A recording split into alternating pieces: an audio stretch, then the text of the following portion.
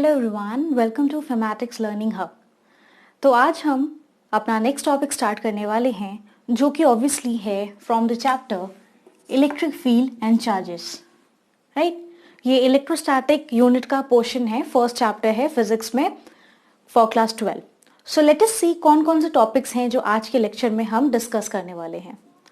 सो सबसे पहले हम बात करेंगे कूलम्स लॉ की।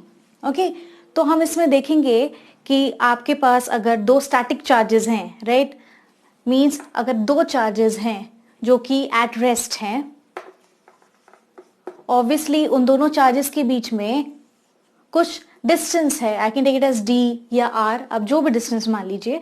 तो इन दो चार्ज पार्टिकल्स के बीच कितना फोर्स एक्चुअली एग्जिस्ट करता है, ये बेसिकली हमें पता चलता है from the law Coulomb's law. Okay, तो कूलम्स लॉ में हम यही जानेंगे कि किस तरह से फोर्स जो है वो डिपेंड करता है दो चार्ज पार्टिकल के बीच। ऑब्वियसली अगर मैं इसका Q1 और इसका Q2 चार्ज मान के चलूं, तो लेक्चर के दौरान हम इसके बारे में जानेंगे कि अगर चार्जेस की क्या वैल्यू होने पे फोर्स की क्या वैल्यू निकल के आती है, और रेस्ट कंडीशन इसमें अप्लाई होगी कि पार्टिकल्स जो हैं रेस्ट में होने चाहिए और उनके बीच, उनके सेंटर्स के बीच में कुछ दूरी होनी चाहिए। तो हम इसके बारे में देखेंगे कि डिस्टेंस पे किस तरह से वो डिपेंड करता है फोर्स, क्या वो इनवर्सली प्रोपोर्शनल है या डायरेक्टली प्रोपोर्शनल है। तो ये हम सब जानेंगे कूलम्स लॉ में। नेक्स्ट टॉपिक जो हम इसमें बात करेंगे, जो कि कूलम्स लॉ के अंतर्गत हम इस लॉ में देखने को मिलेगा, इस permittivity. Permittivity with reference to a medium. तो परमिटिविटी का एग्जैक्टली मतलब क्या है? परमिट करना, अलाउ करना, कौन सी चीज इसमें अलाउ होगी। बेसिकली इसमें हम देखेंगे इलेक्ट्रिक फील्ड लाइंस के बारे में कि पर्टिकुलर मीडियम की परमिटिविटी से हम क्या समझते हैं, मीडियम किस चीज की इजाजत या परमिशन देती है। तो ये हम जानेंगे परमिटिविटी में। अलग अलग मीडियम की अलग अलग हो सकती है, जो कि हम एक्चुअली आगे चल के देखेंगे basically last topic dielectric constant पे। नेक्स्ट टॉपिक जो है हमारा, ये एक एग्जांपल हम डिस्कस करेंगे इलेक्ट्रोस्टैटिक फोर्स का, क्योंकि हम बेसिकली डील कर रहे हैं स्टैटिक चार्जेस से, मींस द चार्जेस जो कि रेस्ट पे हैं।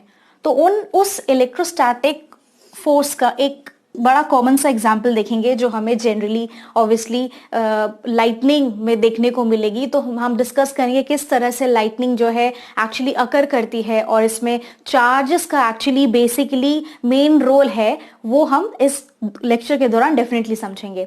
लास्ट टॉपिक जो मैंने कहा वो है आपका डाई इलेक्ट्रिक कांस्टेंट या रिलेटिव परमिटिविटी। ओके, तो यहाँ पे हम किसी मीडियम की परमिटिविटी के बारे में बात करेंगे। डाइलेक्ट्रिक कांस्टेंट का मतलब क्या होता है हम ये जानेंगे कि हर एक मीडियम का क्या अलग अलग डाइलेक्ट्रिक कांस्टेंट है या सेम ही है। तो इस पूरे लेक्चर के दौरान हम इन टॉपिक्स के ऊपर आज अपनी बात रखेंगे, और आई होप आपको डेफिनेटली चीजें समझ में क्लियरली आ जाएंगी। तो चलिए शुरू करते हैं। शुरू करने से पहले मैं आपको बता दूं, जरूर से मेरे चैनल को सब्सक्राइब करें और उस वीडियो को डेफिनेटली लाइक और अपने दोस्तों के साथ शेयर करें। तो हमारा पहला टॉपिक है कूलम्स लॉ, राइट। तो it was Charles Augustin coulomb. Okay, तो ये चार्ल्स ऑगस्टिन कूलम थे, जो कि बेसिकली एक फ्रेंच फिजिसिस्ट थे। तो उन्होंने इस लॉ को एक्चुअली किया, कंप्लीटली डिस्कवर, ये इन्होंने फाइंड आउट किया। किस तरह से किया? उन्होंने एक्सपेरिमेंटली एक्चुअली मेजर किया था इलेक्ट्रिक फोर्स, कि भाई उन्होंने दो चार्ज स्फीयर्स लिए एंड ही फाउंड आउट कि उन दोनों चार्ज स्फीयर्स के बीच में इलेक्ट्रिक फोर्स कितना एग्जिस्ट करता है।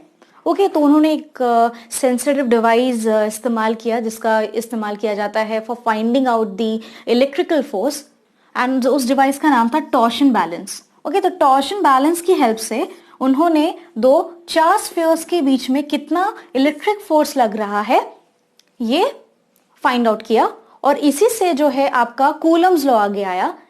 नेम में आप देख सकते हो कूलम है। ऑब्वियसली कूलम का इस्तेमाल हम करते हैं जब हम चार्ज के यूनिट को भी रिप्रेजेंट करते हैं। तो कूलम, जब actually it is the unit, SI unit for the charge also. तो इन्हीं के नाम पे ये एक्चुअली पड़ा है कूलम्स लॉ। तो इस तरह से फाइनली पता चला कि जब उन्होंने ये एक्सपेरिमेंट कंडक्ट किया कि दो चार्ज स्फीयर्स अगर हो ऑब्वियसली एट रेस्ट, तो उनके बीच में कुछ ना कुछ फोर्स जो है, जिस फोर्स को नाम दिया गया इलेक्ट्रोस्टैटिक फोर्स। ओके, तो इलेक्ट्रोस्टैटिक फोर्स जो है एग्जिस्ट करती है। Okay, now here I want to tell you one thing that electrostatic force के बारे में हम बात कर रहे हैं।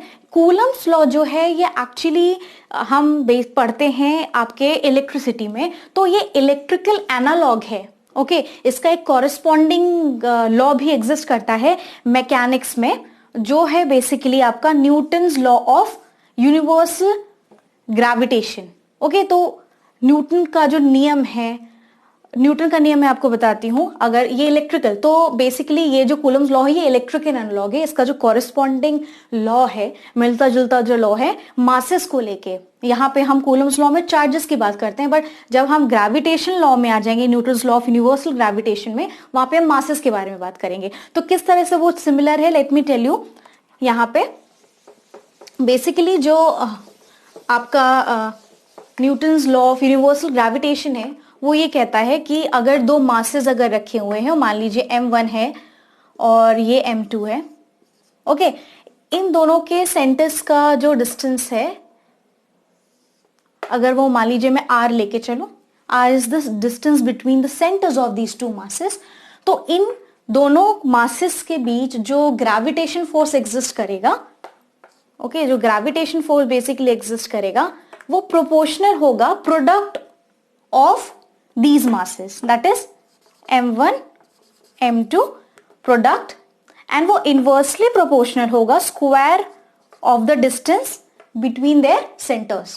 तो ये आपका जो है न्यूटन का नियम है, और ये it basically talks about the gravitational force। दो masses के बीच में जो gravitation is the force of attraction, जो इन दोनों के ये मास इसको अट्रैक्ट करेगी या m2 जो है m1 को अट्रैक्ट करेगा, दोनों ही एक दूसरे को डेफिनेटली अट्रैक्ट करेंगे, तो उनके बीच में जो फोर्स है वो डायरेक्टली प्रोपोर्शनल होगा उन दोनों मासेस के प्रोडक्ट का, एज वेल एज वो इनवर्सली प्रोपोर्शनल होगा square of the distance between the centres. तो ये आपका है न्यूटन का नियम मैकेनिक्स में। और इसी तरह से अगर मैं कूलम्स लॉ की बात करूं, जो इसी से मिलता जुलता है, बट वहां पे हम मासेस की जगह यूज करेंगे चार्जेस का। ओके, चार्जेस का। सो यहां पे if I write your Coulomb's law, okay, now I will come to Coulomb's law here. If there are two charges, suppose the charge is q1 here, the charge is q2 here, and they both are at rest. Okay, so this condition is very important. They have to be at rest as we are talking about the electrostatic force. Okay, यहाँ पे इनके बीच का distance अगर मैं r ले लेती हूँ between their centers, तो इस केस में जो electrostatic force exist करेगा, okay, it will be directly proportional to the product of their charges. Now जैसे हमने यहाँ पे मासेस लिया था, तो यहाँ पे हम प्रोडक्ट ऑफ चार्जेस लेंगे, q1 into q2 divided by r square. Okay, तो आप यहाँ पे देख सकते हो, यहाँ पे फोर्स जो है वो inverse proportional to r square है, यहाँ भी फोर्स जो है वो आपका inverse proportional to r square है। ओके, तो ये जो है दोनों ही जो नियम है, चाहे मैं कूलम्स लॉ की बात करूं या यहाँ पे ग्रेविटेशन लॉ की बात करूं मैकेनिक्स के केस में, तो ये दोनों ही जो है इनवर्स स्क्वायर लॉ फॉलो करेंगे, एज डिस्टेंस जो है वो इनवर्सली प्रोपोर्शनल है। ओके, तो आई होप ये एनालॉजी जो है मैकेनिक्स और इलेक्ट्रिसिटी के बीच में आपको डेफिनेटली समझ आ गई होगी। तो अब हम बेस पर्टिकुलरली बात करने वाले हैं कूलम्स लॉ के बारे में। तो let us start with it. जैसे कि मैंने आपको यही बताया, सो कूलम्स लॉ ये सजेस्ट करता है, कहता है, it states that if you have two charges say q1 and q2 and they both are at rest, this is q1, this is q2, okay, these are charges and these two charges are at rest. So the first thing is they should be at rest, there should be no motion. और ये कुछ distance पे रखे हुए हों, मान लीजिए इनके सेंटर के बीच का डिस्टेंस जो है दैट इज योर r। तो इन दोनों स्टैटिक चार्जेस के बीच जो फोर्स एग्जिस्ट करेगा ओके, दैट इलेक्ट्रोस्टैटिक फोर्स जो एग्जिस्ट करेगा वो प्रोपोर्शनल होगा product of these charges, that is Q1 into Q2। और वो फोर्स जो है डायरेक्टली प्रोपोर्शनल तो प्रोडक्ट के होगा, बट इनवर्सली प्रोपोर्शनल होगा square of the distance between them, square of the distance between them. यहां पे आर स्क्वायर लिया है, तो this is your inverse square law.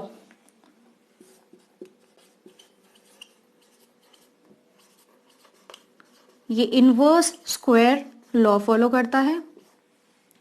Okay, तो ये जो फोर्स एग्जिस्ट करेगा ये एक्चुअली नाउ ये जो कूलम्स लॉ के अंतर्गत ये जो इलेक्ट्रोस्टैटिक फोर्स के बारे में हम बात कर रहे हैं, ये हो सकता है आपका अट्रैक्टिव भी या तो रिपल्सिव। बट अगर ग्रेविटेशन के बारे में बात करें, ग्रेविटेशनल फोर्स वो हमेशा अट्रैक्टिव फोर्स ही रहता है, तो ये एक डिफरेंस हो जाता है दोनों में। तो this force actually can be attractive or repulsive. So this is the second point.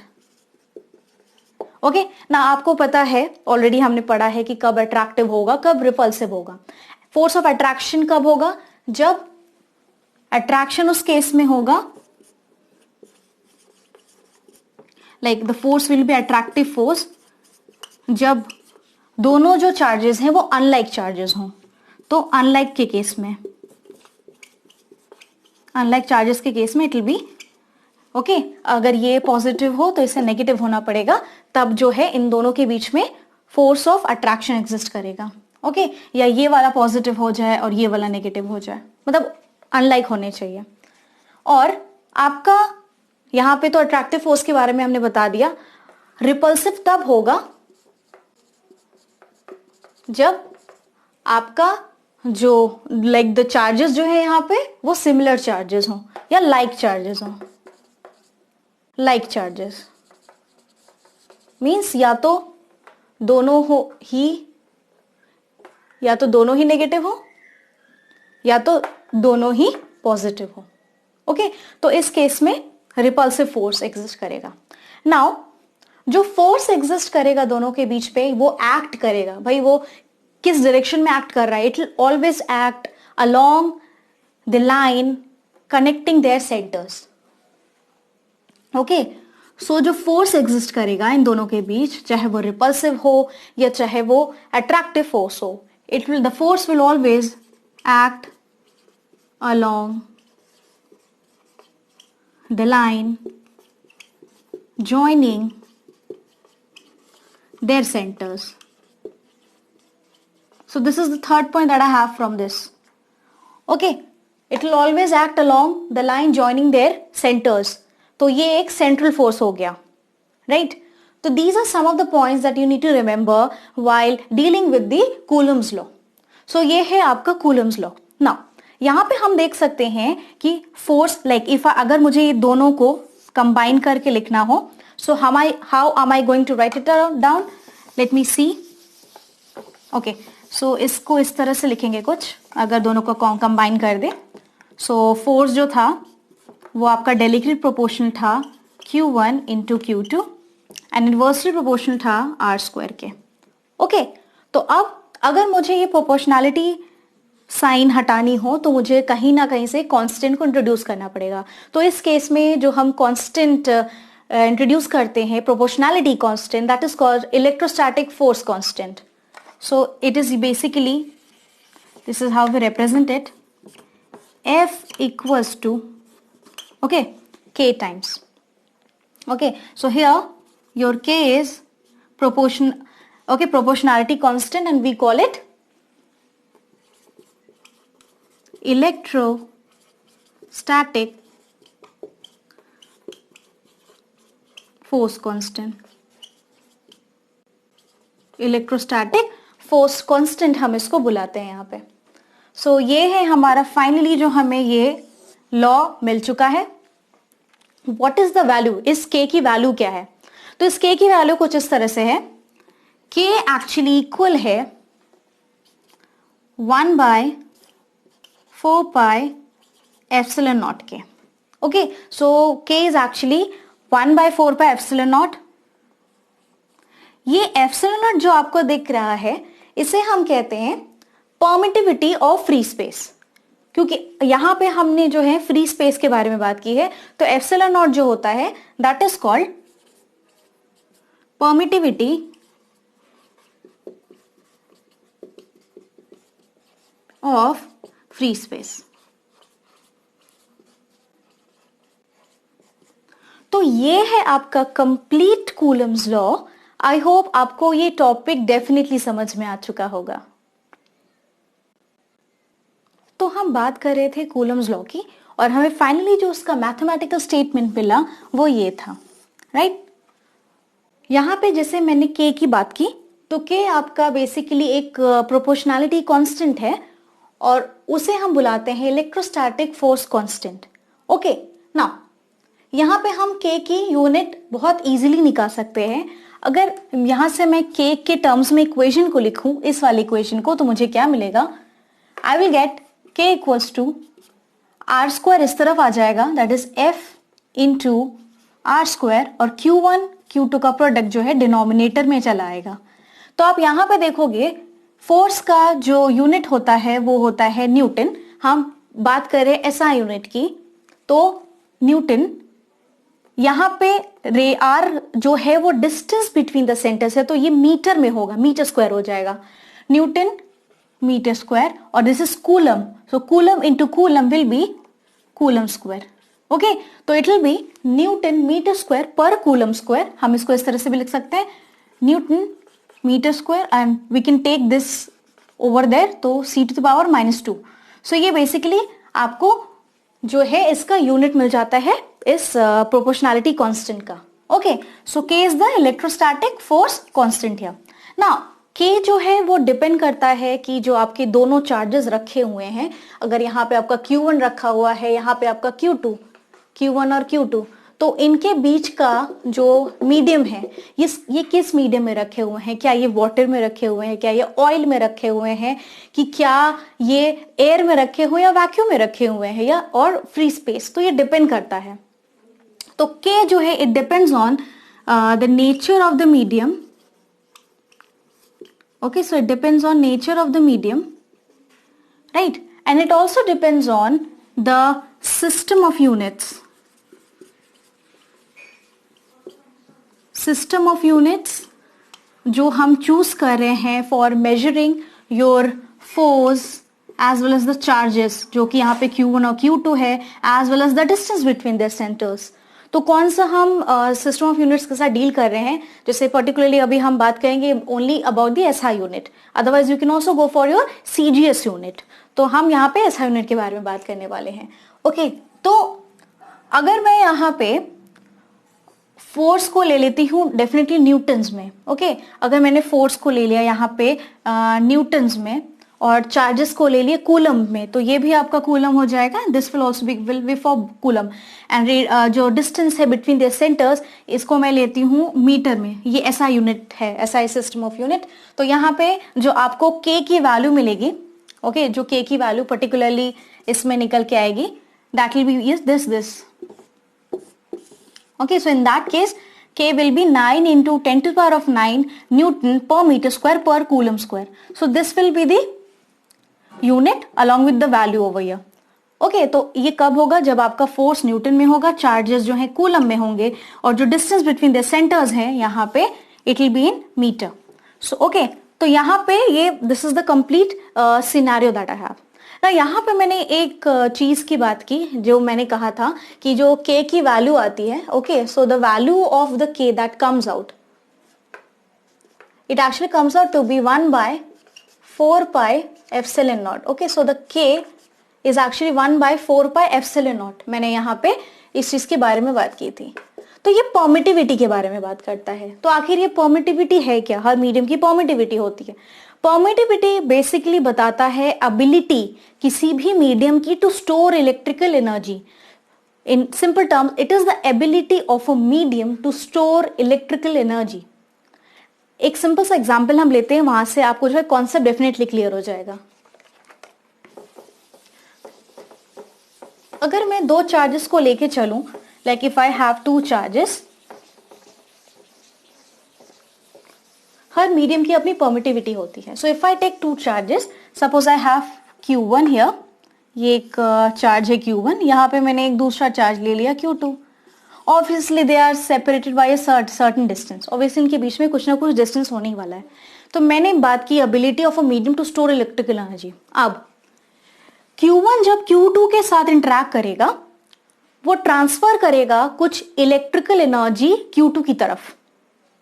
Okay, so electrical energy को इस डायरेक्शन में आएगी, ये ट्रांसफर करेगा इलेक्ट्रिकल एनर्जी इस डायरेक्शन में. सिमिलरली Q2 जब इंटरैक्ट करेगा Q1 की तरफ, तो obviously this will be the direction of the electrical energy जो ट्रांसफर करेगा Q2 in order to interact with Q1. Okay, तो सपोजिंगली अब हम भी लेके चलते हैं, Q1 wants to interact with Q1, जो है इंटरैक्ट करना चाहता है, तो ऑब्वियसली उसको बुलाएगा ही. तो उस दौरान ऑब्वियसली इन दोनों के बीच में कुछ ना कुछ डेफिनेटली एक मीडियम है. इन दोनों चार्जेस के बीच में कोई ना कोई एक मीडियम है, या हम कह सकते हैं इन दो चार्जेस को किसी मीडियम में रखा गया है. ओके, नाउ Q1 जब Q2 से इंटरैक्ट करता है, वो इलेक्ट्रिक एनर्जी जो है ट्रांसफर करता है Q2 को. इस दौरान जब वो ट्रांसफर कर रहा है इलेक्ट्रिकल एनर्जी, तो सम ऑफ द एनर्जी, कुछ एनर्जी जो है जब Q1 Q2 को ट्रांसफर कर रहा है, कुछ एनर्जी जो है मीडियम अब्सॉर्ब कर लेगा, कुछ एनर्जी मीडियम अब्सॉर्ब कर लेगा या ले लेगा. तो some of the energy, some of it will be absorbed by the medium. तो ऐसा नहीं है कि आपका जब ट्रांसफर हो रहा है Q1 जो है इलेक्ट्रिक एनर्जी सेंड कर रहा है Q2 को in order to interact with it, तो 100% इलेक्ट्रिकल एनर्जी ट्रांसफर हो जाएगी. Not so. सपोजिंगली अगर मान लीजिए Q1 जब इंटरैक्ट करना चाहता है Q2 के साथ, ये सेंड करता है कुछ इलेक्ट्रिकल एनर्जी, तो मान लीजिए जो 40% एनर्जी है, 40% अगर एनर्जी मैं मान लूं एब्जॉर्ब्ड बाय द मीडियम, तो जो Q2 के पास फाइनली जो एक्चुअली में इलेक्ट्रिकल एनर्जी अवेलेबल रहेगा, उस केस में it will B 60%. It will be 60%. So 60% of the energy will be available to Q2. तो ये है पूरा कॉन्सेप्ट. तो कुछ ना कुछ एनर्जी जो है 40%, अगर इस केस में जैसे मैंने लिया, some of the energy will be absorbed by the medium. तो हर एक मीडियम की अपनी एक परमिटिविटी होती है, वो डिपेंड करती है कि क्या मीडियम ऑयल है या वाटर है या फ्री स्पेस है और वैक्यूम या एयर है, तो कितनी एनर्जी पर्टिकुलर मीडियम एब्जॉर्ब करती है, ले लेगी, तो वो डिपेंड करता है उस मीडियम के नेचर पे. ओके, इसी वजह से आपका K डिपेंड करता है, क्योंकि ऑब्वियसली K की जो वैल्यू होती है that is your 1/4 pi epsilon not. So epsilon not जो है यहाँ पे आपका परमिटिविटी है. ओके, एंड एप्सिलॉन नॉट की अगर बात करें, this is permittivity of the free space. Okay, तो दैट इज वाई K भी जो है डिपेंड करता है on the nature of the medium जो दोनों चार्जेस के बीच में एग्जिस्ट करता है. तो आई होप ये टॉपिक आपको क्लियर डेफिनेटली हो चुका होगा. तो हमने बात की about the statement of the Coulomb's law. Okay, अब देखते हैं कि 1 कूलम चार्ज का मतलब क्या होता है. लेट अस सी नाउ किस तरह से हम कूलम्स लॉ का इस्तेमाल करते हुए 1 कूलम की डेफिनेशन पता कर सकते हैं. तो हमारे पास फॉर्मूला था that force between two charged particles is always given as K times Q1 Q2 by the square of the distance between them, right? जहाँ पे हमने क्या लिया था, दो चार्जेस लिए थे. Okay, this is Q1, this is Q2, और R जो था इन दोनों के बीच के सेंटर्स का डिस्टेंस था. अब हम यहाँ पे एक कंडीशन लेंगे कि अगर मैंने चार्ज मान लिया 1 कूलम, दोनों चार्जेस को 1 कूलम लेंगे, और जो डिस्टेंस है उनके सेंटर्स के बीच में उसको लेंगे 1 मीटर. हम यहाँ पे अभी SI यूनिट से डील कर रहे हैं. So let us take Q1 Q2 equals to 1 coulomb and R as 1 metre. So this will become your 1 coulomb charge. Q2 भी आपका 1 कूलम चार्ज ही बन जाएगा, और ये जो डिस्टेंस है ये हो जाएगी दोनों के बीच की 1 मीटर की.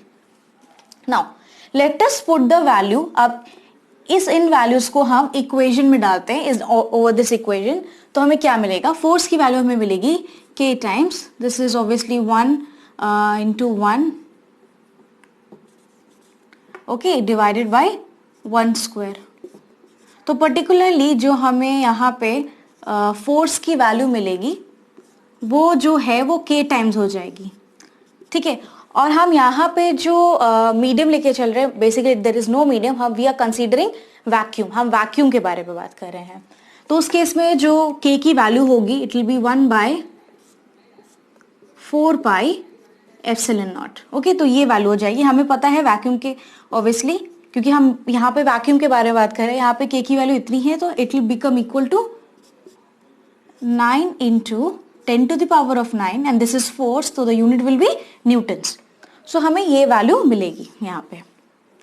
तो फोर्स, तो हमने ये देखा कि जब चार्जेस 1 कूलम के थे और जो दोनों के बीच का डिस्टेंस जब 1 मीटर था, तो उस केस में इन दोनों के बीच में जो लगने वाला फोर्स था उसकी वैल्यू थी 9 into 10 to the power of 9 Newton's, okay. तो मान लीजिए अगर मैं दोनों सिमिलर चार्जेस ले लूं, मान लीजिए नेगेटिव लेके चलते हैं या पॉजिटिव भी ले सकते हैं, सिमिलर चार्जेस अगर मैं लूं, that is I will be taking, अगर मैं इसको -1 कूलम ले लूं और इसको भी -1 कूलम ले लूं, तो इन दोनों के बीच में रिपल्शन होगा। इवन अगर मैं +1 कूलम और +1 कूलम मीन सिमिलर चार्जेस ही लेके चलूं, प्लस भी लूं, तब भी उस केस में जो फोर्स होगा दोनों के बीच it will be your 9 into 10 to the power of 9 newtons. तो यहां से हमें डेफिनेशन क्या मिलती है कि 1 कूलम चार्ज एग्जैक्टली है क्या?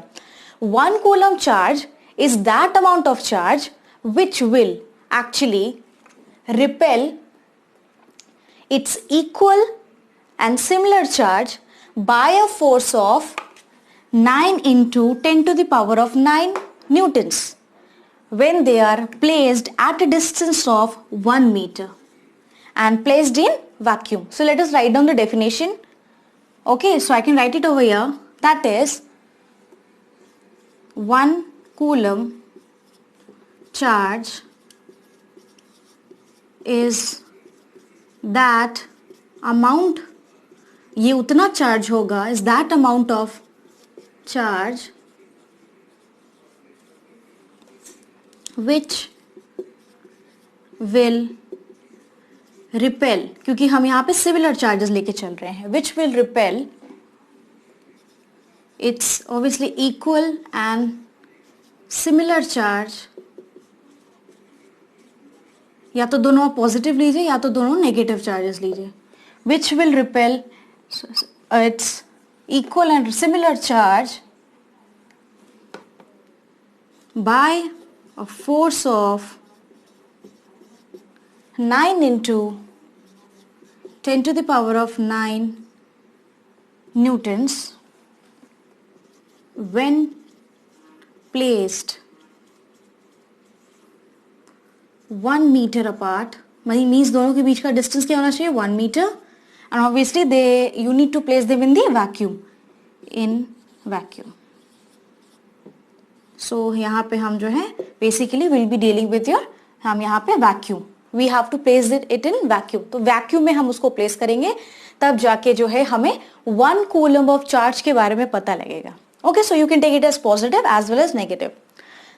अब हम बात करेंगे एक एग्जाम्पल के बारे में जो कि बिगनिंग में आपको बताया था, that is it is about the lightning. Lightning जो है ये एक फिनोमिनन है, obviously you do see it sometimes and it is one of the examples of electrostatic forces.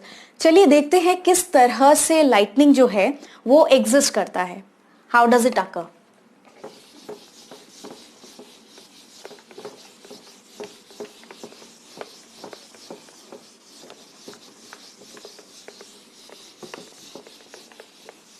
Okay, तो मान लीजिए यहाँ पे will be now talking about lightning.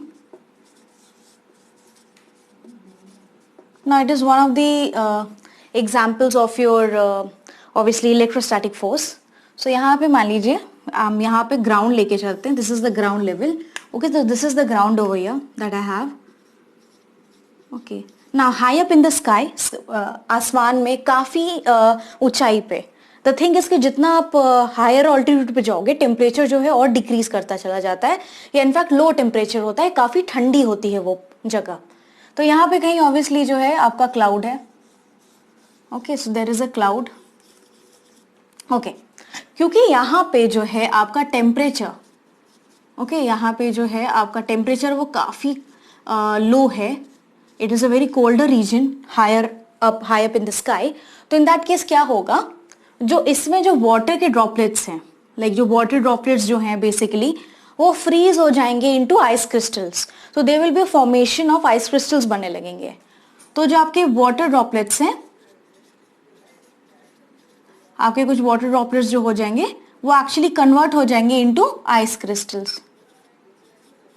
Okay, तो ये वाटर ड्रॉपलेट्स कुछ कन्वर्ट हो जाएंगे आइस क्रिस्टल्स में, मुझे थोड़े बहुत जो है आइस के ये क्रिस्टल्स दिखने लगेंगे यहाँ पे। I am just trying to draw just to represent it here to make this things simple. Okay, तो कुछ आइस क्रिस्टल्स जो है इस तरह से बनने लगेंगे। Now what is going to happen after this, कि जितना ज़्यादा लो टेम्परेचर होगा उतना ज़्यादा आपके आइस क्रिस्टल्स बनने लगेंगे, और बाय द टाइम क्या होगा कि आइस क्रिस्टल्स जो हैं ऑब्वियसली एक दूसरे से रब करने लगेंगे, क्योंकि ऑब्वियसली जैसे जैसे आपका जो है क्लाउड ऊपर की तरफ जा रहा है वो जो है दूसरे क्लाउड्स से भी रब होगा, क्या होगी, रबिंग होगी। तो यहाँ पे दूसरे क्लाउड से भी एक्चुअली रबिंग होगी, रबिंग या हम सिंपली कह सकते हैं फ्रिक्शन होगा क्लाउड्स के बीच।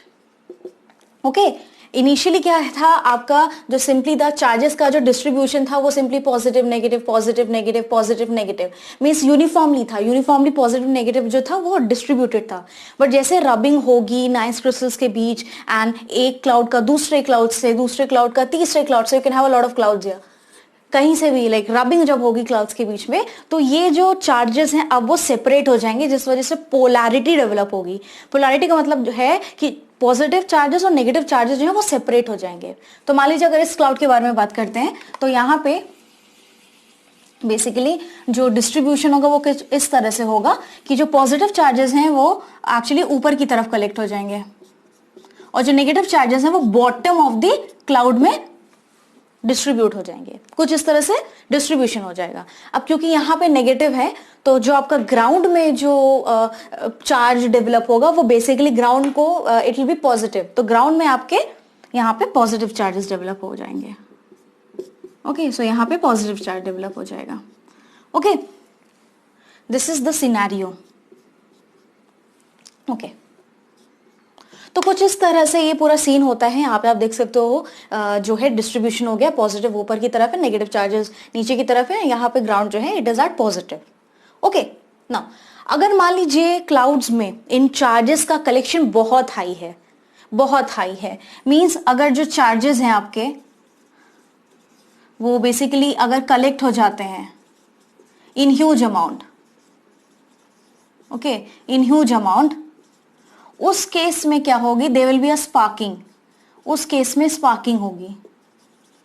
अगर काफी ज्यादा चार्जेस जो है डेवलप हो जाते हैं इस पर्टिकुलर क्लाउड में, तो काफी ज्यादा कलेक्शन की वजह से यहाँ पे क्या होगा, there will be a lightning, something like that will zip through this portion, क्योंकि यहाँ पे आपका जो है ये नेगेटिव है ये पॉजिटिव है, तो अट्रैक्शन होगा इन दोनों चार्जेस के बीच, तो उस वजह से ज्यादा ह्यूज कलेक्शन की वजह से there will be a lightning जो कि zip, it will zip through the sky, and इस तरह से दिस इज द लाइटनिंग, ये एक स्पार्किंग है जो हम यहाँ पे देखेंगे। Okay, this is the sparking that I have over here. तो बेसिकली यहाँ पे जो फोर्स एग्जिस्ट करता है between the negative as well as the positive charges, that is your electrostatic force. Okay, this is your electrostatic force. तो this is one of the example है electrostatic force का, किस तरह से ये पूरा फेनोमेना अकर करता है। So I had tried to explain you कि किस तरह से जो है लाइटनिंग अकर करती है, और क्योंकि रबिंग इसमें इन्वॉल्व है बिटवीन द क्लाउड्स और लाइक आइस क्रिस्टल्स के बीच में, तो ये पूरा फिनोमेना बताता है कि ऑब्वियसली फ्रिक्शन की वजह से हमने ऑलरेडी अपने शुरुआत के लेक्चर्स में देखा है, इनफैक्ट मैंने बताया भी है कि फ्रिक्शन की वजह से, रबिंग की वजह से क्या हो जाएगी, चार्जेस डेवलप हो जाते हैं, ये चार्ज का ट्रांसफर हो जाता है एक मीडियम से दूसरे मीडियम में, तो चार्जेस जो है डेवलप हो जाएंगे। कुछ इस तरह से ये चार्जेस डेवलप होते हैं, एंड काफी ज्यादा कलेक्शन होने पे ये लाइटनिंग होती है, एक स्पार्किंग होती है। इसी पूरे फिनोमेना को एक्चुअली लाइटनिंग कहा जाता है। तो आई होप ये जो एक एग्जाम्पल है of your electrostatic force definitely आपको समझ आ चुका होगा। तो अब हम बात करने वाले हैं डाई इलेक्ट्रिक कांस्टेंट या रिलेटिव परमिटिविटी की। इससे हम समझते क्या है, ये एक ऐसी प्रॉपर्टी होती है जो बताती है कि दो चार्जेस के बीच में when they are place something like this, दो चार्जेस के बीच में Q1 और Q2 separated by distance R suppose, इन दोनों के बीच में कितना फोर्स लगेगा वो डिसाइड करता है डाइलेक्ट्रिक कांस्टेंट या रिलेटिव परमिटिविटी, जो कि किसी मीडियम की हो सकती है। ओके, तो मैंने अगर सपोजिंगली एयर लिया मीडियम, तो उस केस में क्या फोर्स होगा, या अगर मैंने मीडियम को वाटर में चेंज कर दिया तो उस केस में आपका जो फोर्स होगा बिटवीन दीज टू चार्जेस कितना होगा। तो ये बेसिकली डिसाइड करता है आपका डाइलेक्ट्रिक कांस्टेंट या relative permittivity. Okay, so this is what I have over here. So basically it is simply a property which decides electric force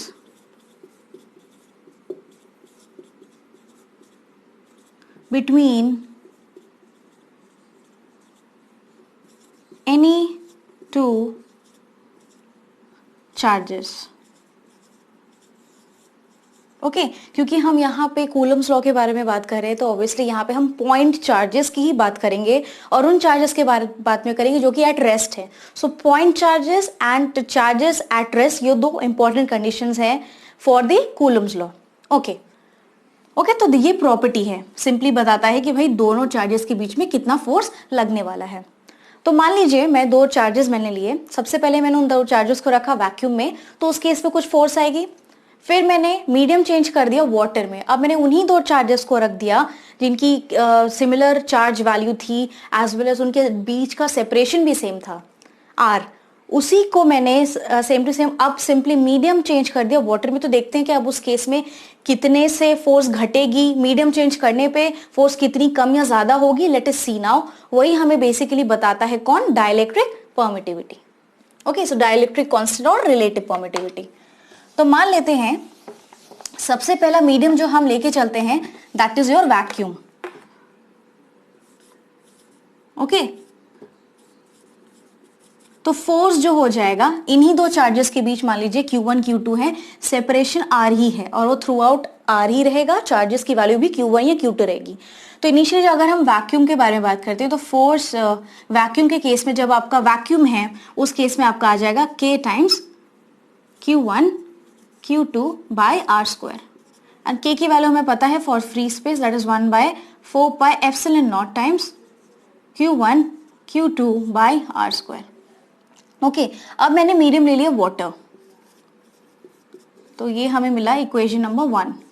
अब मैंने मीडियम ले लिया वाटर, तो FW द फोर्स जो लगेगा जब मीडियम चेंज हो गया वाटर में, it will be K times Q1 Q2 by R square. अब K की वैल्यू यहाँ पे जो बनेगी, यहाँ पे हमने एप्सिलॉन नॉट यूज किया था जो कि फ्री स्पेस के केस पे हम यूज करते हैं। अब यहाँ पे एप्सिलॉन मतलब मीडियम की जब हम बात करेंगे तो एब्सोल्यूट परमिटिविटी यूज करेंगे।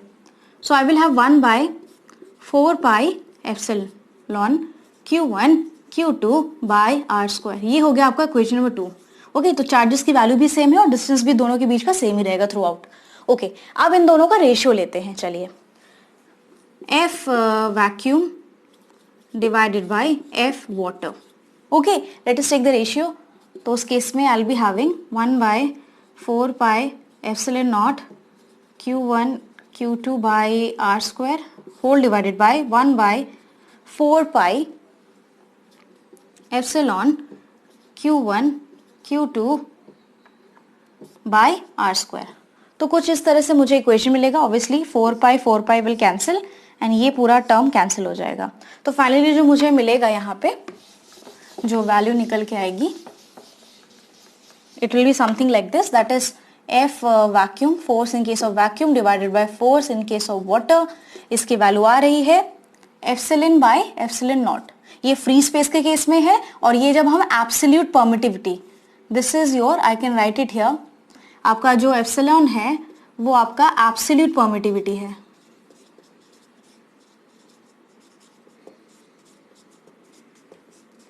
फॉर अ मीडियम और ऑफ अ मीडियम, जो कि यहाँ पे वाटर है इस केस में। Okay, so this is what I have here. अब इस रेशियो को ही हम कहते हैं डाइलेक्ट्रिक कांस्टेंट। इसको हम डिनोट कुछ इस तरह से करते हैं. Okay, now so this is called relative permittivity या dielectric constant. This is the notation of it. तो ये रेशियो हमें कुछ इस तरह से मिल जाएगा. अब मैं आपको बता दूं, जो ये डाइलेक्ट्रिक कांस्टेंट की जो वैल्यू होती है या रिलेटिव परमिटिविटी की होती है, वाटर के केस में हो जाती है 80. तो अगर मैं वाटर का लेके चलूं यहाँ पे, इसकी वैल्यू हो जाएगी 80. तो I can write it as F vacuum divided by F W will be equals to 80. Okay, यहाँ पे कुछ इस तरह से मिलेगा हमें.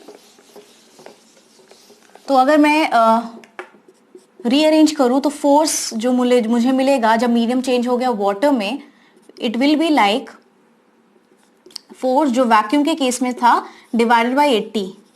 तो आप यहाँ से सिंपली देख सकते हो जो फोर्स जो निकला था इनके जब हमने चार्जेस को रखा था वैक्यूम में, तो उस केस में फोर्स ये था एफ वैक्यूम. और जैसे ही हमने मीडियम चेंज किया टू वाटर, तो उस केस में आपका वही फोर्स जो है 80 टाइम्स, मतलब 80 से घट गया. यहाँ पे डिवाइडेड बाय 80 है. ओके, तो 80 तो in short what I am trying to say is that जो फोर्स वैक्यूम के केस में होगा उसको रिड्यूस कर देंगे बाय 80, तो मुझे मिल जाएगा, मींस डिवाइडेड बाय 80 घट जाएगा इतने वैल्यू से, 1/80 times of the force in the vacuum हो जाएगा. तो आप देख सकते हैं इन्हीं दो चार्जेस के बीच का जो फोर्स है वाटर के केस में एक्चुअली रिड्यूस हो चुका है. Okay, by 1/80 it has been reduced by 80 over here. तो कुछ इस तरह से हमें ये पूरा आइडिया मिलता है डाइलेक्ट्रिक कांस्टेंट या रिलेटिव परमिटिविटी का. रिलेटिव परमिटिविटी या डाइलेक्ट्रिक कांस्टेंट सिंपली एक नंबर है. ओके, जो कि हमें बताता है कि फोर्स कितना कम या ज्यादा होगा अगर हम चार्जेस की मीडियम को, अगर हम मीडियम ही चेंज कर दे तो कितना फोर्स कम या ज्यादा हो सकता है. तो अगर मैं यहाँ पे डाइलेक्ट्रिक कांस्टेंट की बात करूं, वैक्यूम के केस में ये 1 हो जाता है. This is in case of vacuum. अगर हम वैक्यूम लेके चलेंगे, ओके, अगर हमने एयर लिया है तो इसी की वैल्यू हो जाती है 1.00054. ये होता है आपके एयर के केस में. और इसी की जो वैल्यू होती है बेसिकली फॉर वाटर के केस में ये हो जाता है 80. सो this is for water. Okay, तो कुछ इसी तरह से जो है हम वैल्यूज के बारे में जानते हैं. यही होती है इनकी वैल्यूज डाइलेक्ट्रिक कांस्टेंट की. मीडियम चेंज करने पे आप देखोगे फोर्स जो है ऑब्वियसली चेंज होने वाला है. तो ये था आज का लास्ट टॉपिक. आई होप आपको डेफिनेटली चीजें समझ आई होगी, राइट? तो वीडियो को खत्म करने से पहले मैं बता दूं कि आज का जो शाउट आउट है for this class, it goes to channel सोमरा and technical gaming world. Thank you so much आपके कमेंट्स के लिए. हमारे चैनल को डेफिनेटली लाइक करिए, फिमैटिक्स लर्निंग हब को डेफिनेटली से सब्सक्राइब करिएगा, एज वेल एज इस वीडियो को डेफिनेटली लाइक करें और अपने दोस्तों के साथ डेफिनेटली शेयर करें. आप हमें टेलीग्राम एज वेल एज हमारा फेसबुक पेज भी फॉलो कर सकते हैं. सो ज़रूर से शेयर करें, लाइक करें, सब्सक्राइब करें. Thank you so much everyone.